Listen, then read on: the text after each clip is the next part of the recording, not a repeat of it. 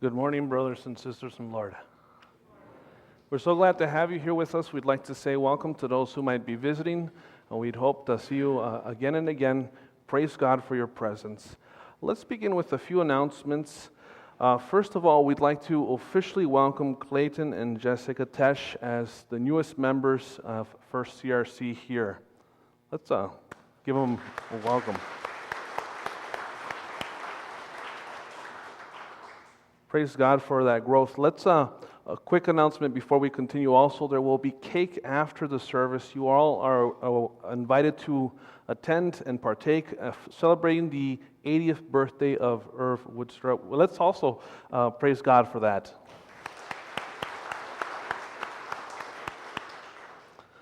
Let's begin with a moment of silent prayer where we prepare our hearts for the presence of the Lord.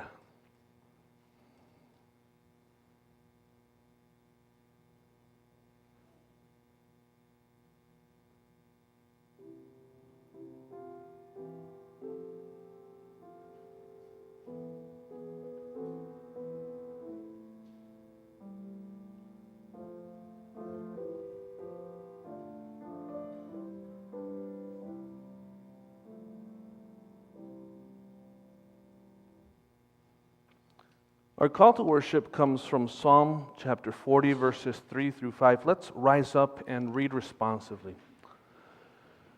You have put a new song in our mouths, a hymn of praise for you. Many will see and fear. Many will put their trust in you. Blessed are those who trust in the Lord, who do not look to the proud. Many, O Lord our God, are the wonders you have done. Grace, mercy, and peace be to you from God the Father and the Lord Jesus Christ. Amen. Let's continue with the song of praise, blessed assurance, Jesus is mine.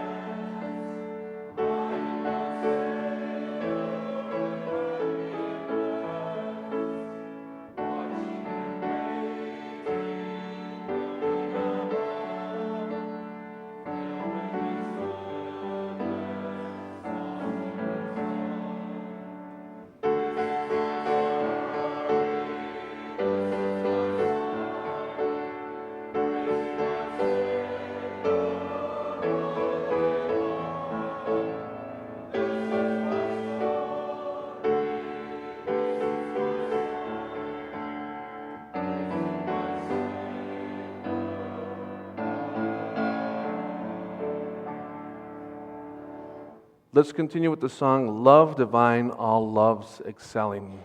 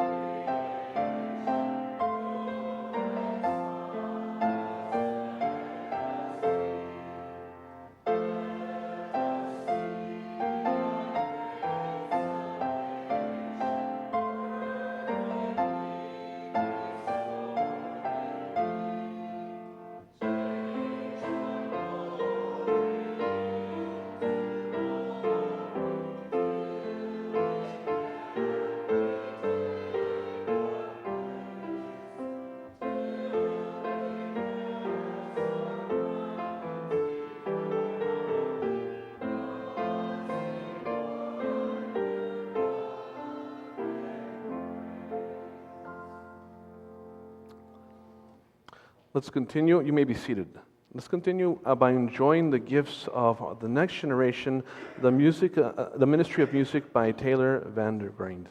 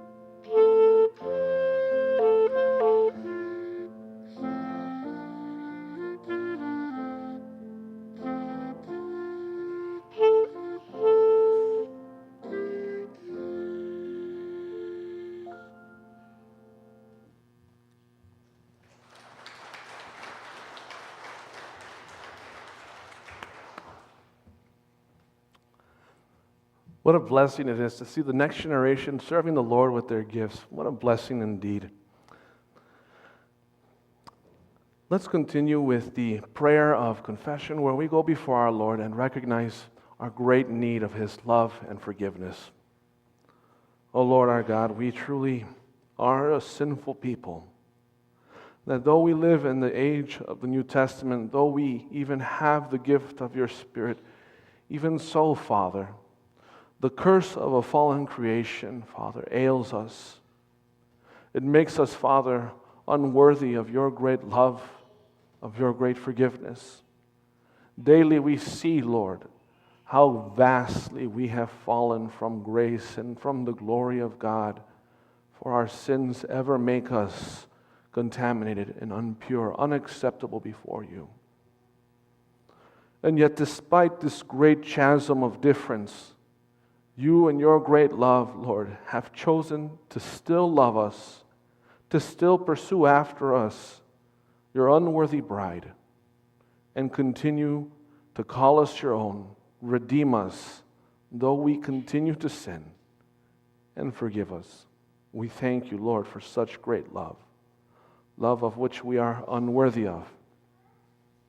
May we be continuously grateful for such a sacrifice as this, Jesus, your Son, dying on the cross. Lord, may we seek, Father, to ever serve and please you. We pray in Jesus' name, amen. And how may we serve the Lord, brothers and sisters?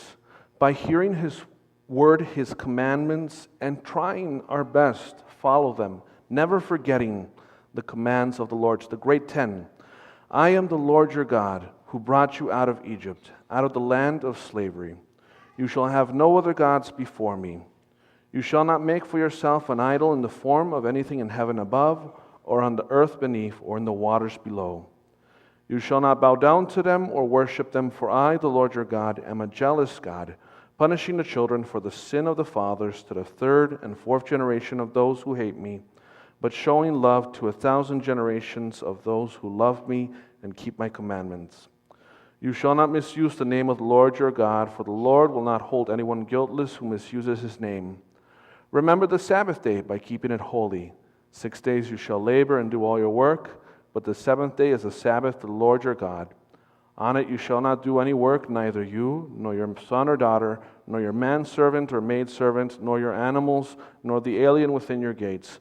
For in 6 days the Lord made the heavens and the earth, the sea, and all that is in them, but he rested on the seventh day. Therefore the Lord blessed the Sabbath day and made it holy. Honor your father and your mother, so that you may live long in the land the Lord your God is giving you.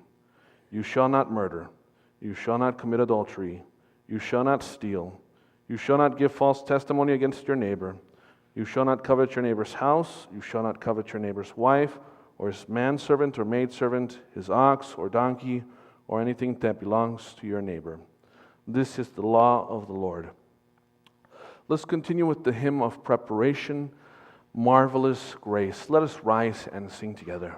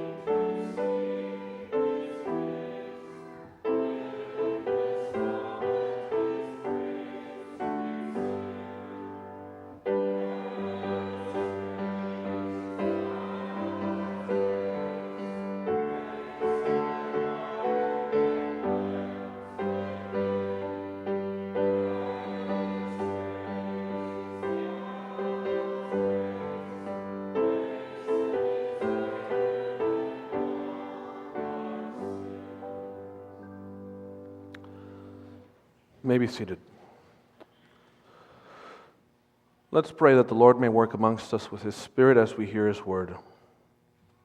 O Father, we come before you as wanting children, asking for the Spirit of God, asking in the confidence that you extend unto us from Luke 11, where you say, although we earthly fathers, though we are evil, know how to give good gifts, how much more would you, our heavenly perfect Father, give the greatest gift, Father, of your Spirit because of your Son Jesus, who died on this earth.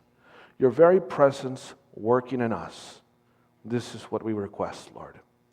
Work in us. Make your truths known to us, we pray in Jesus' name. Amen. Our passage comes from Haggai chapter 1, verses 1 through 15, found on page 1468 of your pew Bibles. Haggai chapter 1, beginning in verse 1, all the way through verse 15, the first chapter of the prophet Haggai, pages 1468. And this is concerning the circumstances of the people of Israel after they had returned from the great exile, and what they had neglected to do, and also what we must learn from this passage concerning rebuilding the house of the Lord.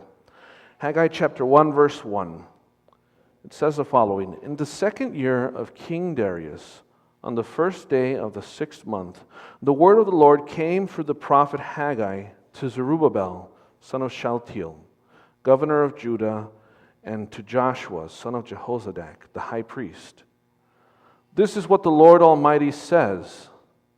These people say, the time has not yet come for the Lord's house to be built. Then the word of the Lord came through the prophet Haggai. Is it a time for you yourselves to be living in your paneled houses while this house remains a ruin? Now this is what the Lord Almighty says. Give careful thought to your ways. You have planted much, but have harvested little. You eat, but never have enough. You drink, but never have your fill. You put on clothes, but you are not warm. You earn wages only to put them in the purses with holes in them. This is what the Lord Almighty says. Give careful thought to your ways. Go up into the mountains and bring down timber and build the house, so that I may take pleasure in it and be honored, says the Lord. You expected much, but see, it turned out to be little. What you brought home I blew away. Why, declares the Lord Almighty? Because of my house, which remains a ruin, while each of you is busy with your own home. Therefore, because of you, the heavens have withheld their dew, and the earth its crops.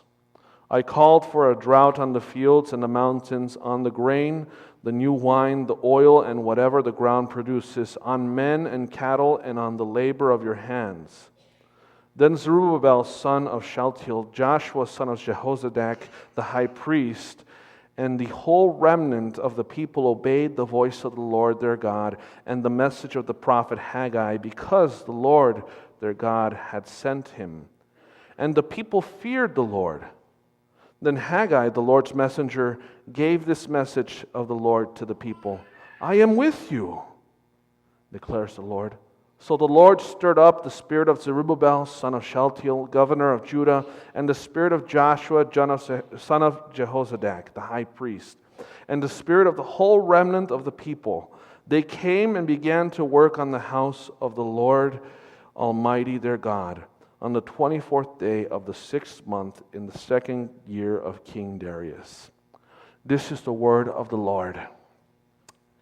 Did you know, brothers and sisters, that the temple of God, the one in Jerusalem, the only temple, the main church building, if you were, was considered, especially in the Old Testament, a mysterious and powerful force in the Old Testament area?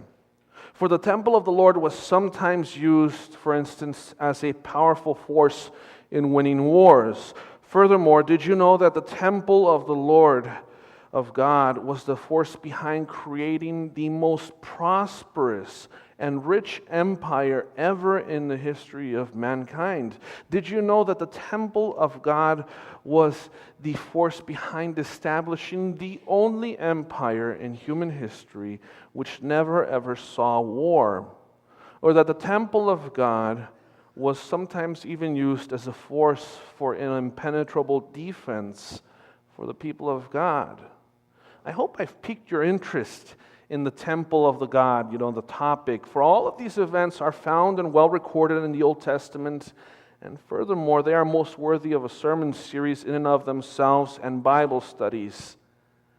And here in Haggai, we run into one of those very principles those theological principles, theological mysteries of how the temple of God was used as a powerful force for the people of God. For here in the book of Haggai, in this chapter, the prophet rallies the people of God. He stirs up their hearts with the notion that the temple of God will bring back prosperity to Israel if only they were to be faithful and rebuild it once again.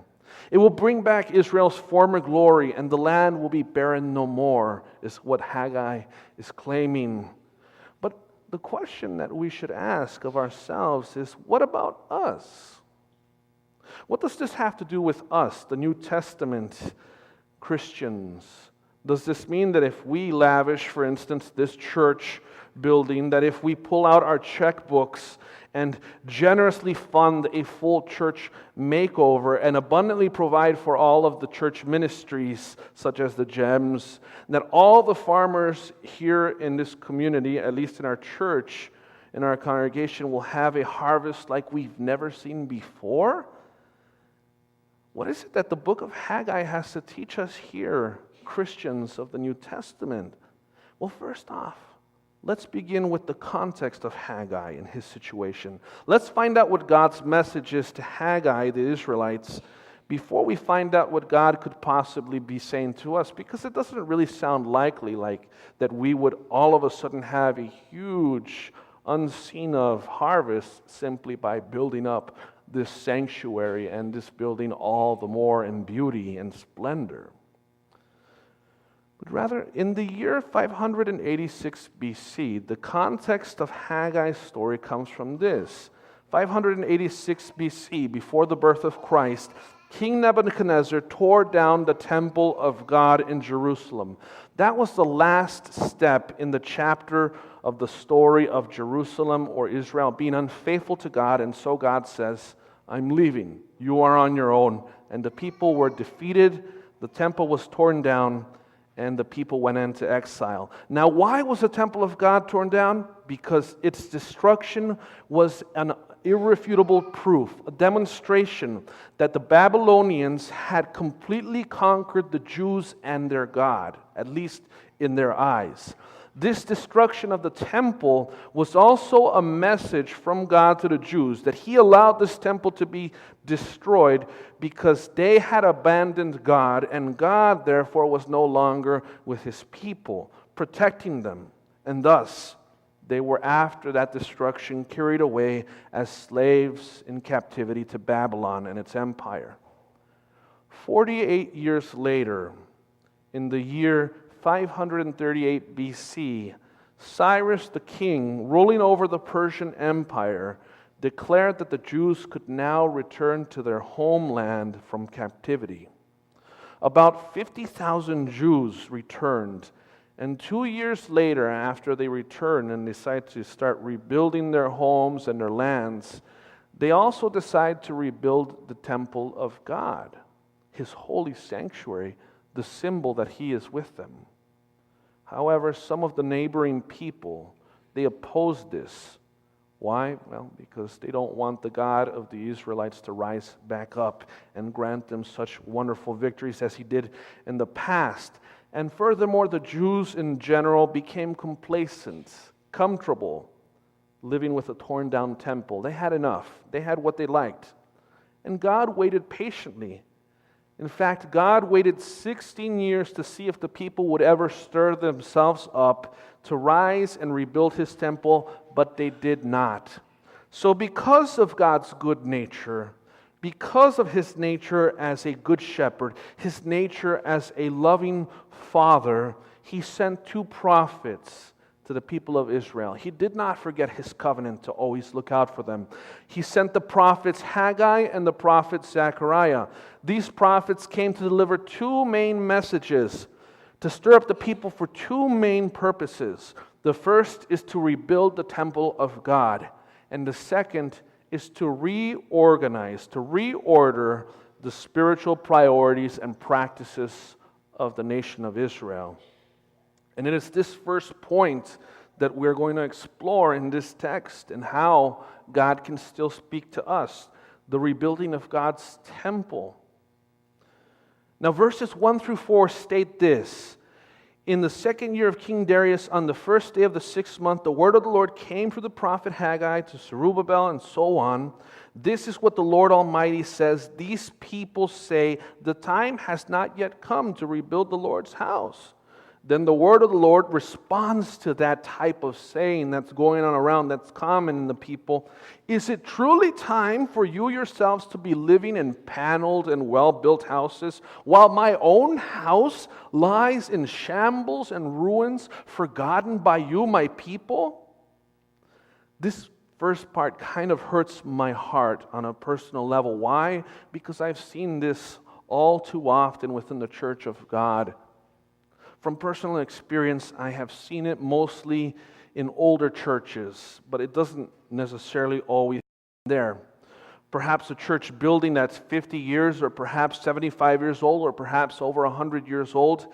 Most often the older generation in that church tithes regularly. Most often when there's a church voluntary gathering, for instance, to clean up the church grounds or to do some fixing up or some remodeling, most often it's a small group that shows up, usually older folks, yet faithful to the very end, but where the church to have or announce, for instance, a potluck or a picnic or an outing, that same type of church would have people show up in droves. I remember one particular instance back when I was in high school in a CRC church that I was attending. The pastor announced a huge fellowship meal for Sunday evening. Now you have to understand, I'm from Texas, and in Texas, when you announce a meal or a gathering with food, you're basically announcing a barbecue.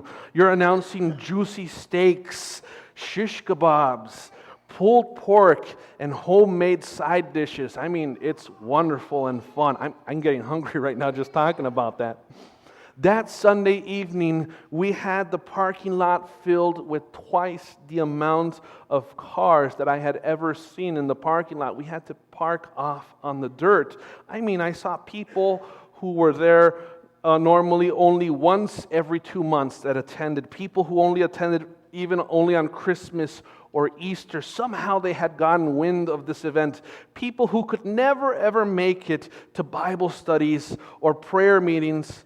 But now things were different. Now, although they were almost always terribly, awfully, overwhelmingly busy, now they could miraculously show up and attend. But brothers and sisters, I would submit to you that actually this is not just a problem in that church back in Texas. This is a strong human tendency that can be found in all of us. That in reality, unless the church is regularly exhorted against this, our natural tendency as human beings is to gravitate towards the things that are interesting to us, things that are fun and that we love doing, and we tend to avoid and be less available and forget about things that do not interest us, things that are hard work, things that are unpleasant. Therefore, brothers and sisters, along with this passage that we are reading, with people thinking like this, like what they thought or said in verse 2, where they say, the time has not yet come for the Lord's house to be rebuilt. I exhort you in this same passage, don't be the type of person that says, the time hasn't come for me to help out our church or serve in this or that program. Right now, I'm just too busy. But I want to speak to you even more directly, to you young people, because you need to also be remembered and exhorted. Please don't make the mistake now that you're young, especially now that you're being formed in the things of the kingdom of God. Don't make the mistake of thinking, well, the time hasn't come for me yet to start tithing. I barely have any money. I have a part-time job. I'm a full-time student. No, young people, I would encourage you, the time is always good. It's always right for you to tithe. We are always able to give 10% if we are truly honest with ourselves. 10% unto the Lord. Yes, even you young little children, if you can understand what I'm saying, if your mom and dad gives you even just $1. Don't be afraid to give 10 cents as an offering to the Lord. Do you know how beautiful, how wonderful it is in the eyes of the Lord for a young one, a teenage boy or a teenage girl, or even one of the smallest of these, the 3 and 4-year-olds sitting here with us today in our congregation, to put in the temple of God not only a little of what they have, but also a sincere childlike sacrifice, an offering, a gift of love for the Lord. What wonderful, beautiful things the Lord sees in that. Mothers and fathers, grandparents and uncles and aunts, why not aspire to always teach our next generation such marvelous things, good practices? But the message in Haggai is much stronger than this, for it calls out a type of hypocrisy that the people were practicing in that circumstance. For as verse 4 states, is it a time for you yourselves to be living in your paneled homes while this house is in shambles, in ruins? And I believe this is a really good self-examination test for every Christian. For I ask of you, dear friends, what kind of house do you live in? Is it painted and beautiful? Is it well adorned and pleasingly decorated?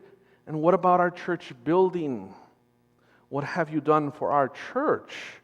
What kind of effort, time, and resources have you given up for our own church building? Not only that, let's take it further, dear friends, for I would not just ask, what does your house look like? What does your business look like? But I would also ask, what does your bank account look like? I know some of you just make just enough, and praise the Lord for that. But what about those of you that have quite a bit more? There's nothing wrong with having earned all that you have, whether it is a vast amount of money or just enough. But the Lord says unto you, is it right that your accounts should be filled when there is lack in my own house? Is it right that a church should have members who have in abundance when the church accounts are meager and poor, for instance? When the church building account is concerningly low, for instance? Is it right in the eyes of the Lord when perhaps the benevolence fund is low or the missions fund is struggling, and yet there are members here who have in abundance? Oh, brothers and sisters, what a sight to behold if, for instance, our church grew and became filled with families and more little ones. Imagine perhaps even our young families in their devotion to the Lord saying, I want to send my children to Christian schooling, even though it might be a financial difficulty and struggle with 3 or 4 of our kids growing up. I still want to make the sacrifice. Perhaps it would be costly to them, these young families being determined to make this effort. Perhaps the Christian education fund in our church may even run dangerously low, and the council might become concerned.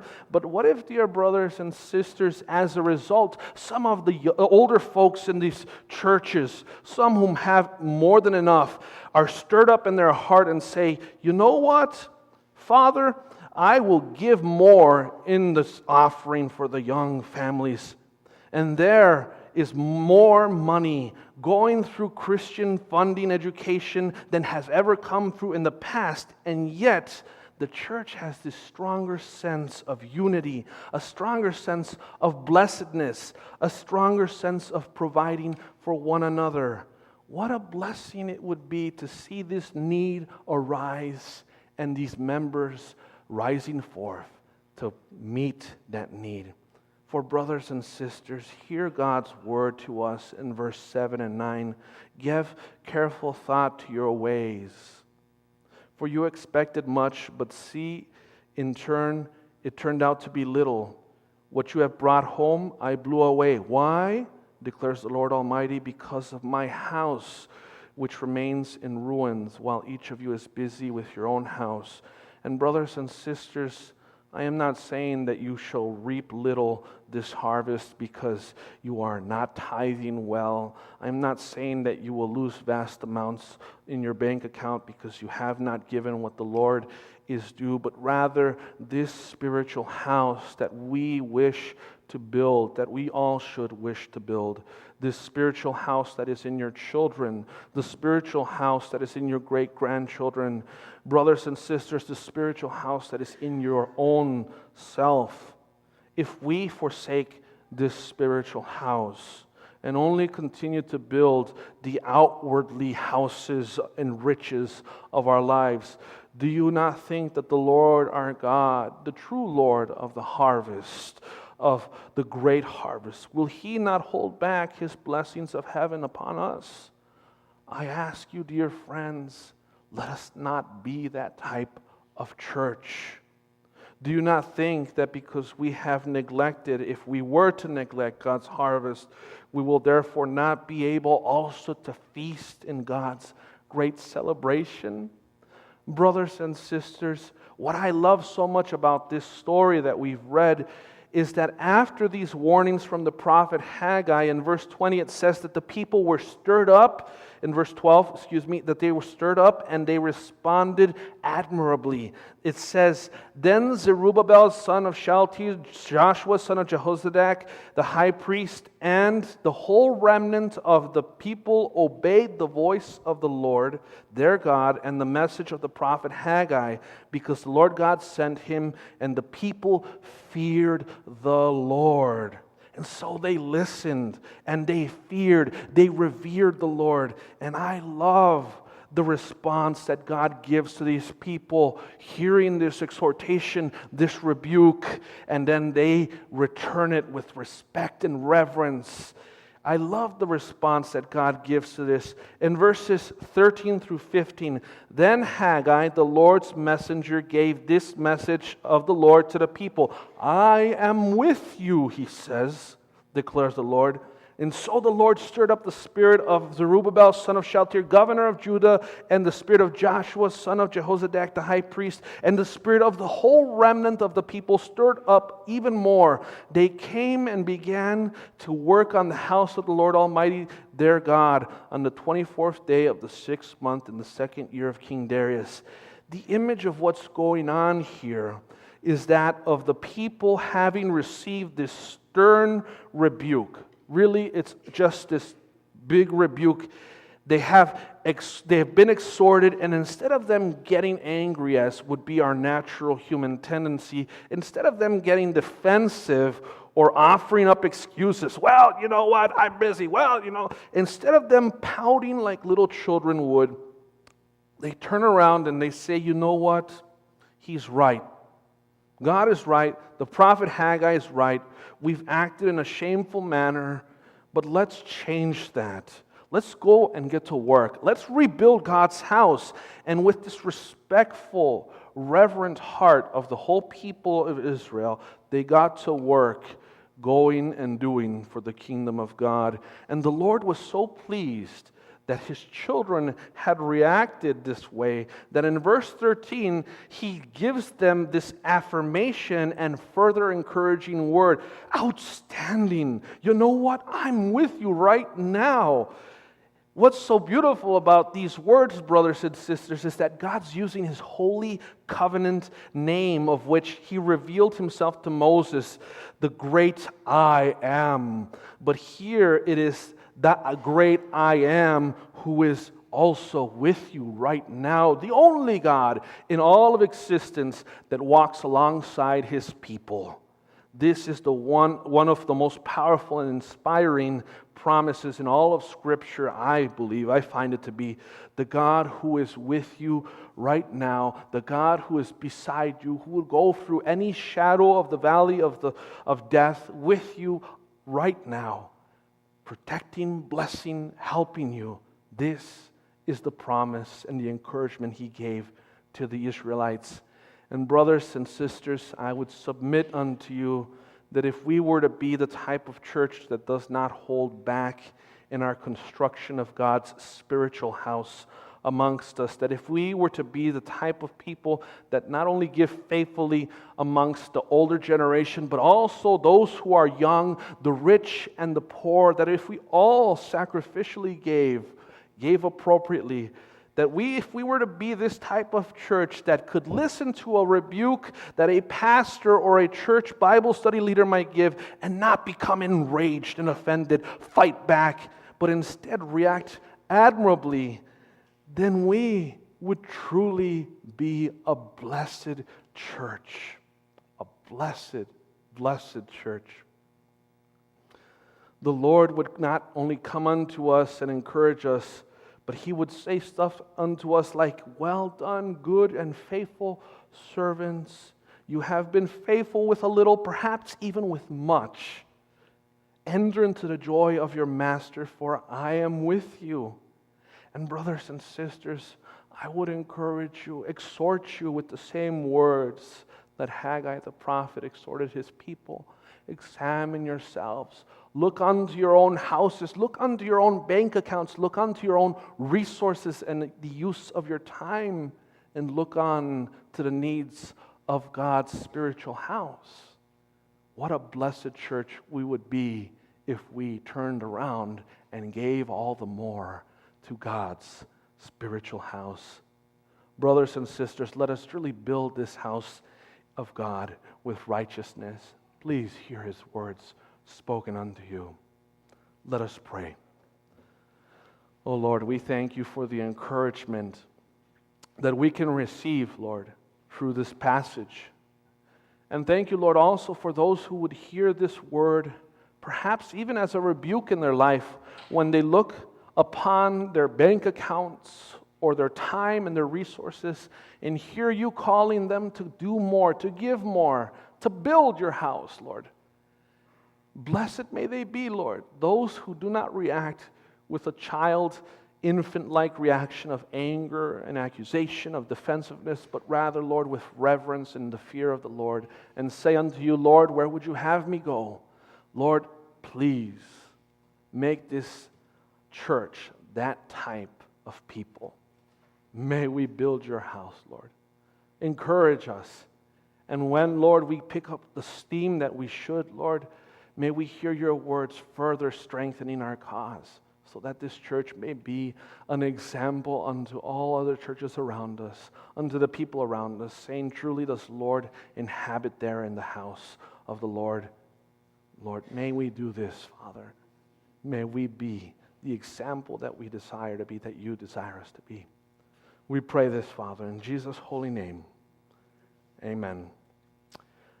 Let's continue with the song of response, If You But Trust in God to Guide You.